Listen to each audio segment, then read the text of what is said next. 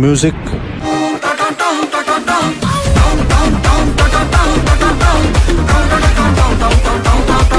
ഞാനിതുവരെ ആരോടും പറയാത്തൊരു രഹസ്യമുണ്ട്.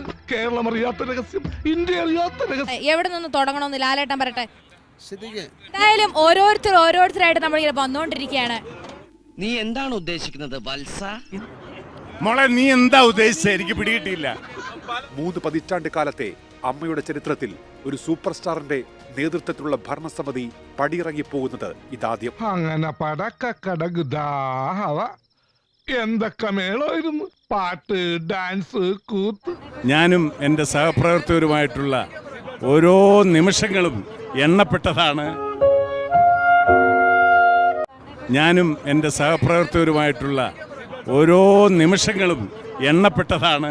ഇത്രയൊക്കെ കേട്ടിട്ടും എനിക്കൊന്നും മനസ്സിലായില്ലട പുല്ല്. ഇത് ഞാൻ അങ്ങോട്ട് ചോദിക്കേണ്ട ചോദ്യമല്ലേ. മലയാളത്തിന്റെ ഓൾറൗണ്ടർ നമ്മുടെ പ്രിയപ്പെട്ട ശ്രീനി ചേട്ടന്റെ ഒരു എന്തോ വരാൻ പോകുന്നു എന്റെ മനസ്സ് പറയുന്നു. ശ്രീനി ചേട്ടാ രണ്ടുപേരും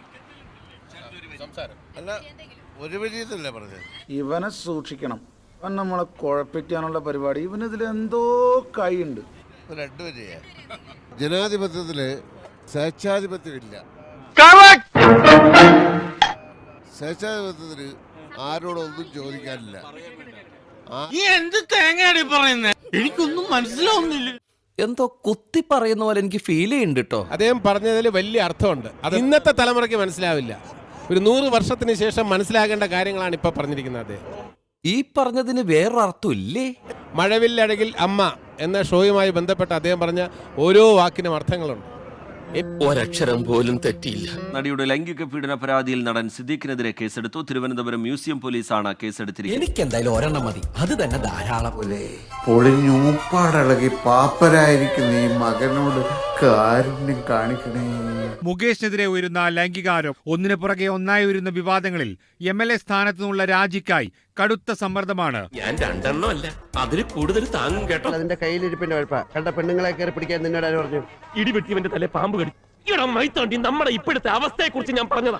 എനിക്ക് അപ്പോഴേ തോന്നി ടമാർപടാർ എല്ലാം കത്തിച്ചാമ്പലാവും. അല്ലേ ഈ തല്ലിപ്പൊളി കമ്പനിയിലെ ജോലി ഞങ്ങൾക്ക് പ്രശ്നമല്ല. ഇന്ന് ഞങ്ങളുടെ ദേഹത്ത് തൊട്ടവനെയൊക്കെ ഇരുട്ടടി അടിച്ചില്ലെങ്കിൽ നോക്കി ഈ കമ്പനി 6 മാസം പൊളിഞ്ഞ് നോറോടെ കല്ല് പറിക്കും.